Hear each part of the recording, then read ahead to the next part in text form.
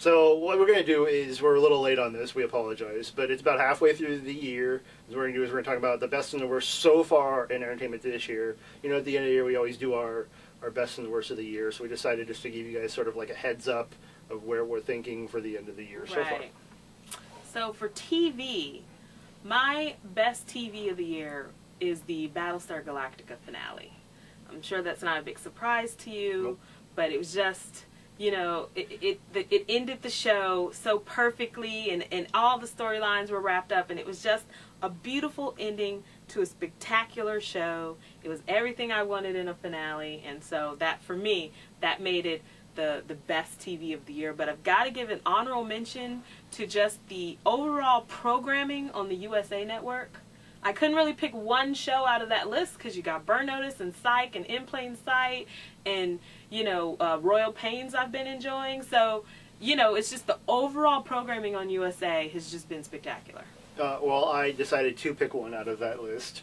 I went on vacation, and I was in the hotel. There's really nothing to do, so I was going through Hulu. Yeah. And I missed a few episodes of In Plain Sight. Yeah. So I was watching the one where the boss was in trouble. Oh, yeah. And halfway through I was just thinking, this is a damn good show. So good. Like, I'm like, this show is really, really good. So good. And another thing with the show is they brought a new cast member, and usually when you bring in new cast members, you're like, it's, you know, right. you don't like them. I think like Bones sort of broke that with Tamara Taylor. She's really good at that show. Right. She fit right in. Yeah. Adding Holly Maples to this show, yeah, I think it's done wonders for In Plain Sight. Because she fits right in, and it gives Mary somebody to really challenge her. Because nobody else in her life really challenged her. Especially like the last few weeks, especially the episode where the boss is in trouble, where Yeah. she brought the thing that saved the boss, Yeah. and Mary just looks at her and she kisses her. She doesn't look at her. She's like, pure comic. She has great comic timing. She's married to the guy who created the show. I don't know if you knew that. No, I didn't. Thanks for telling me. She was also in the episode of The Office, The Deposition.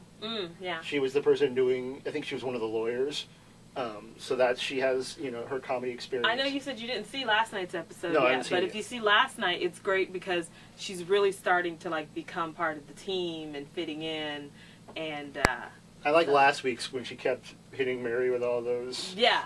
So and the best part from last week was when they were talking about the girl's mom who was murdered, and the guy was like, "Oh, can you imagine your mom being murdered like that?" Yeah. And Mary just had this smile on her face. Right.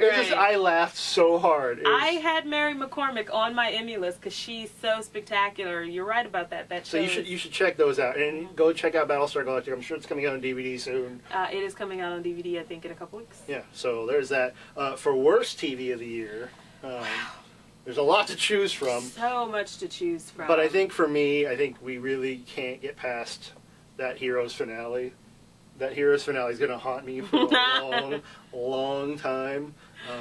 We've talked about it before. I won't go into depth about it again, but it's just pure, unadulterated crap.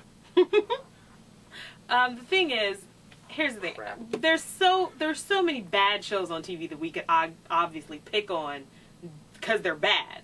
But if you want to talk about the worst, a show like Heroes that was so good and has the potential to still get back up there, but it's like they're not even trying. That's what makes it the worst. Yeah. Well, because a show that is bad from day one, you know. Yeah, it's like, you know, I'm a celebrity, get me out of here. You know what you're getting going into that. Yeah, it's horrible. I'm not going to tell you it's the worst of TV because everyone knows that. Yeah, you know what you're getting. But Heroes, it's good. It has the potential to be good. It has a good cast. But it's just like it can't, for whatever reason, they don't want to be good. Yeah. So, yeah, Heroes is definitely also my worst. Oh, okay. Well, on the lighter notes, we'll go into the best of movies. We'll do is we have top three. We'll just go back and forth. I have a 2 because I okay. couldn't really decide on a 3, but go ahead. I'll go 3 and 2, and then you can start. Go ahead. So my number 3 is Away We Go. We talked about why I liked it. I think Maya Rudolph is going to get some awards. Oh, we can only hope. Yeah, and she's also my pick for Best Actress of the Year. Just great performances. She checked it out. My number 2 is The Soloist, which I really enjoyed. I think Robert Downey Jr. is going to get kind of overshadowed this year by everyone else. But I think he's a performance everyone should check out. Okay. And it should be on DVD pretty soon, I'm sure. everyone's saying like they don't like it because it doesn't have like a really happy ending, but I think it has sort of like a realistic. There might be a happy ending, in the future sort of ending. So it's my number 2. My number 2 is The Hangover. That's my number 4. So. My number 2 is The Hangover because this movie is just, it's so funny.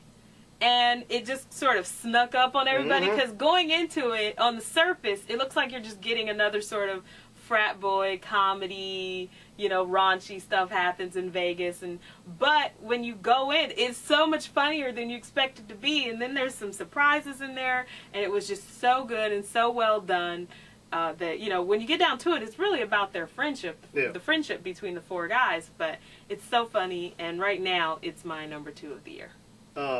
And I would agree with you. I think it's hilarious. I just thought those other 2 movies kind of just had a little more. And I know you probably haven't seen the other 2. I haven't seen the other 2, so there it is.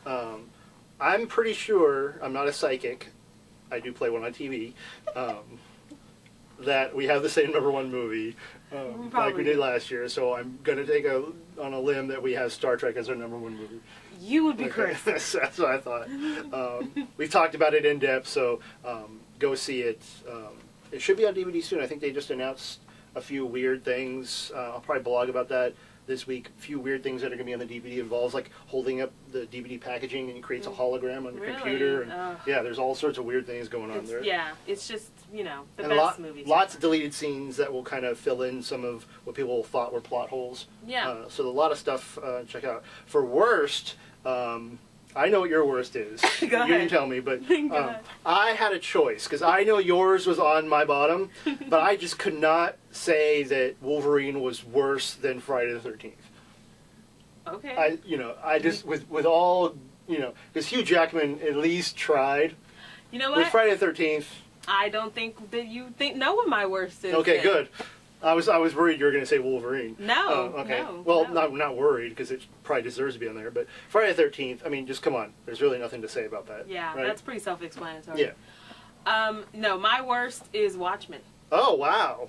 Okay. I thought you would get that for sure since I've just been bad-mouthing it. It was between that and Wolverine. My problem with Watchmen is pretty much my same problem that I have with Heroes, is that you can see there's a good movie in there. It's just like Zack Snyder went out of his way to not put it on the screen. Yeah. You start with that spectacular credit sequence and it really gets your hopes up. Right. The credit sequence, you really get your hopes up like, oh, this is going to be great.